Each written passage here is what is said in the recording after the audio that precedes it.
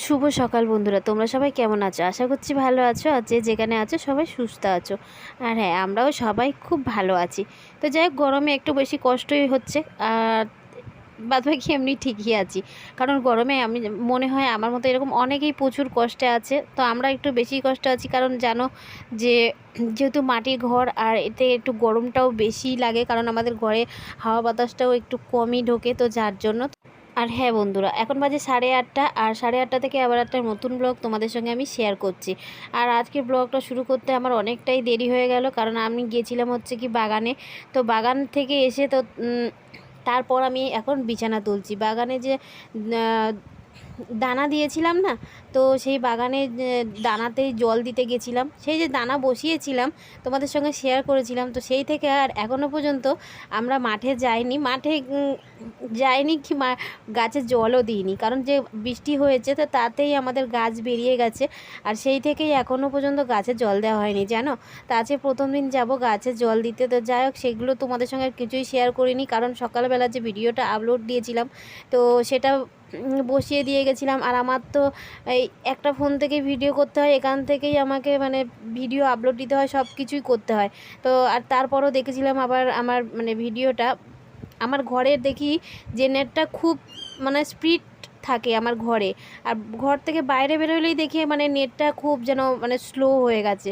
তো যাই হোক, সেই জন্যই আমি ভিডিওটা ঘরে রেখে দিয়ে গেছিলাম, যাতে নেটটা খুব তাড়াতাড়ি মানে পৌঁছে যায় তোমাদের কাছে ভিডিওটা। আর বাইরে বেরোলেই এত নেট স্লো চলে যে তোমার মানে ভিডিওটা দিলে মনে হয় আমার 9টা বেজে যেত ভিডিওটা পৌঁছাতে। তো যাই হোক, সেই জন্যই ঘরে থুয়ে গেছিলাম, আর ঘরে খুব তাড়াতাড়ি ভিডিওটা পৌঁছে গেছিলো। তো মনে হয় আধ ঘন্টার মধ্যে ভিডিওটা মানে চলে গেছিলো। আর ওটা যদি আমি নিয়ে যেতাম না, ওটা মানে আমি যদি সঙ্গে করে ওই সকালবেলা নিয়ে গিয়ে ওই সব মানে সকালের যে মানে বাগানে মাঠে গেছিলাম, তো সেই মাঠের ভিডিওটা যদি আমি করে আনতাম না, তাহলে হয়তো আমি আর এতক্ষণেও ভিডিওটা তোমাদেরকে আমি দিতে পারতাম না। তো বাইরে এতটাই নেট স্লো চলে। তো যাই হোক, কী আর করা যাবে। আর দেখো বন্ধুরা, আমার ঘরের এই কোণে কতগুলো ইঁদুরে মাটি তুলেছে, তো এগুলো কখন পরিষ্কার করব নিজেও জানি না। তো এই যে বর্ষা বৃষ্টি শুরু হলো মানে আমার এই ইঁদুরের অত্যাচার ঘরে শুরু হয়ে গেল। আর এই যে দেখো, তারপর আজকে দীপের বাবা এই মাছগুলো ধরে এনেছে, তো মাছগুলোও কুটে নেব। আর চলো, আজকে কী কী রান্না করেছিলাম দুপুরে সেগুলোও তোমাদেরকে শেয়ার করি। তো সেই মাছগুলো কুটে নিয়েছি, নিয়ে চান করে নিয়ে তারপর রান্নাও সেরে নিয়েছি। আজকে রান্না হয়েছিল ঝিঙে দিয়ে আলু দিয়ে মাছের ঝোল, আর পটল ভাজা, আর এদিকে ঢ্যাঁড়স সিদ্ধ। তো এই তিনটে রান্না হয়েছিল, এই দিয়েই খাওয়া দাওয়া সেরেছি আজকে। তো চলো, খাওয়া দাওয়া সেরে নিয়ে আর তারপর একদম চলে এলাম বিকেল 3টের সময়।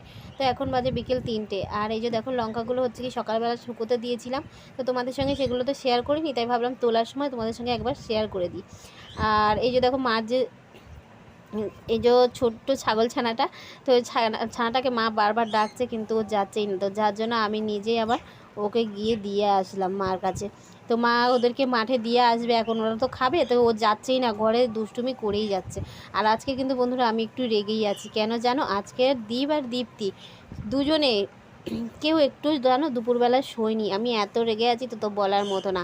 তো যাই হোক, আর আমি একটা জিনিস ঠিক করেছি যে ওরা যেদিন ওর মানে আজকের আমি যেই ঘুমিয়ে পড়েছি না, ওরা দুজনেই পালিয়েছে।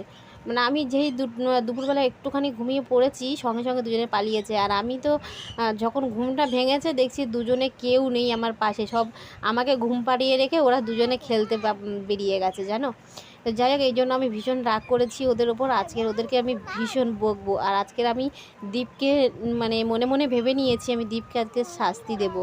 কারণ আমি কি শাস্তি দেব তোমাদেরকে বলি। আমি ওকে বলে দিয়েছি যে ও যেদিন দুপুরবেলা করে না শোবে সেদিন আমি ওর রাতে পাখার হাওয়া দেব না।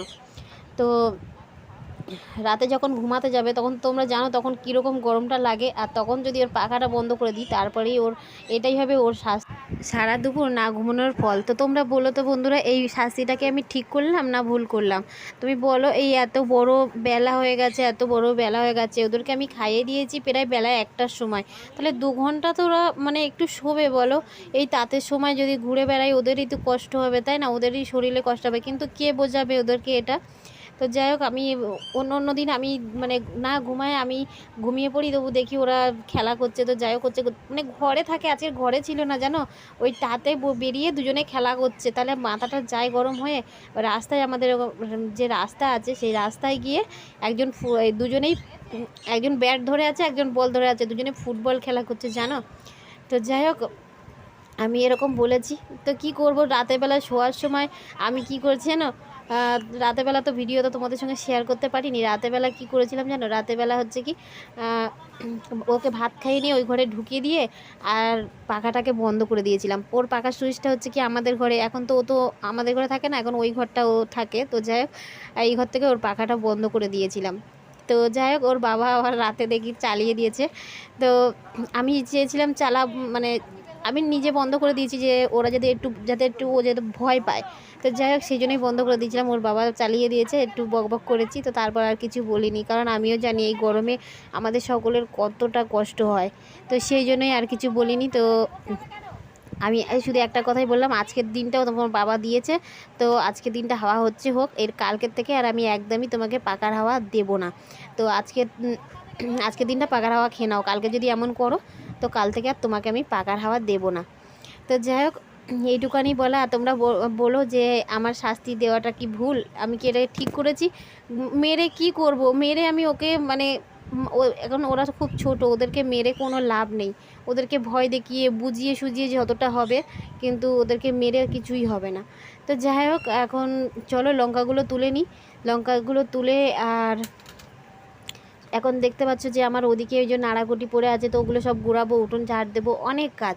আর এই যে দেখো সেই যে ছোট্ট ছাগল ছানাটা, সে আবার পালিয়ে এসেছে। ও ঘর ছেড়ে যায় না জানো, আর ও বড্ড না গা পোষা হয়ে গেছে আমাদের সবার গায়ের কাছে গিয়ে মানে মানে কীরকম একটা গা পোষা হয়ে গেছে, মানে সবসময় আমাদের গা ঘেঁষে বসে থাকে, শুয়ে থাকে, এরকমই একটা ভাবুর। মানে মানুষ যদি আদর করে না ওদেরকে, ও খুব ভালো পায় সেটাতে। তো যাই হোক আর বন্ধুরা এখন সন্ধ্যাবেলা, আর দীপের বাবা বললো একটুখানি বাজারের দিকে নিয়ে যাবে, তো ওই জন্য এই যে কাপড় পরে নিয়েছি। তো চলো একটু বাজারের দিক দিয়ে ঘুরে আসি। আর আমাদের ঘরের লাইটটা ভালো না, তো সেই জন্য মানে সন্ধ্যাবেলা খুব একটা ভালো দেখাও যায় না। তো এই যে দেখো আমার সঙ্গে আমার এই ছোট্ট পুচকে যাচ্ছে, এই যে দেখো রেডি হয়ে গেছে, আর এই যে আমার মহারানী। তো চলো ঘুরে আসি, তারপর দেখছি যদি কিছু পারি শেয়ার করবো, আর তো নয়তো টাটা। তো আমার পুচকেটা না যখনই আমি কোথাও যাব বলি, ও যাওয়ার জন্য ভীষণ বায়না করে, ভীষণ কান্না করে আমার সাথে যাবে, ও আমাকে খুব ভালোবাসে।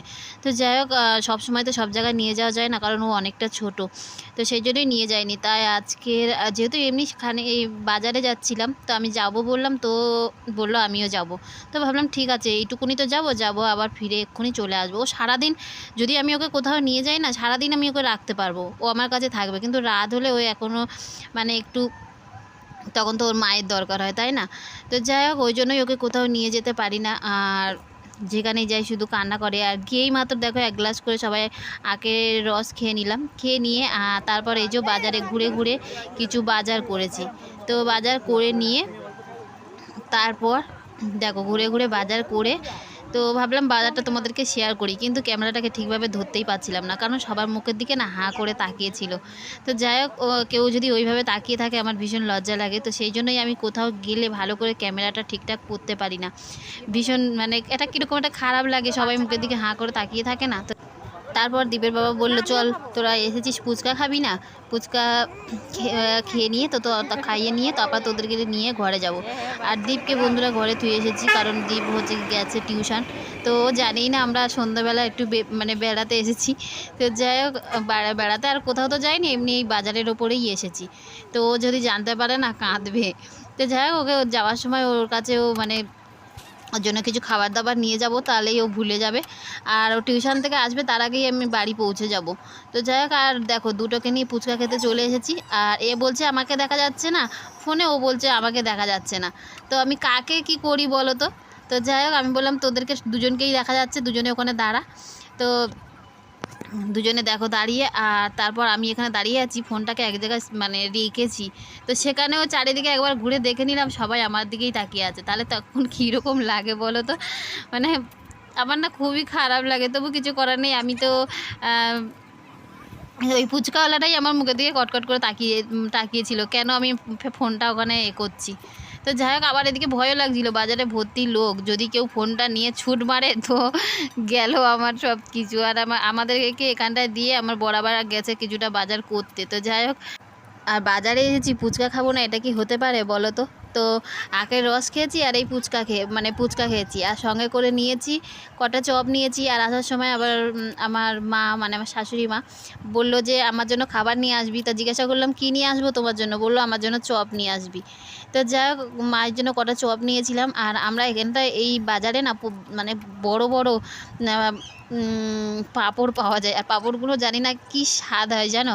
তো যাই হোক, সেই পাঁপড় আমাদের জন্য কটা নিয়েছিলাম, আর দীপের জন্য নিয়েছিলাম একটা রোল। তো এই নিয়েই তারপর বাড়ি ফিরে এসেছি। তো দেখো, ফুচকা টুচকা খেয়ে নিয়ে তারপর এই যে দেখো বাড়ির পথে রওনা দিয়েছি। তো চলো, আজকের ব্লগটা যদি ভালো লেগে থাকে লাইক কমেন্ট শেয়ার করো, আর সাবস্ক্রাইব করে আমার চ্যানেলটার পাশে থেকো।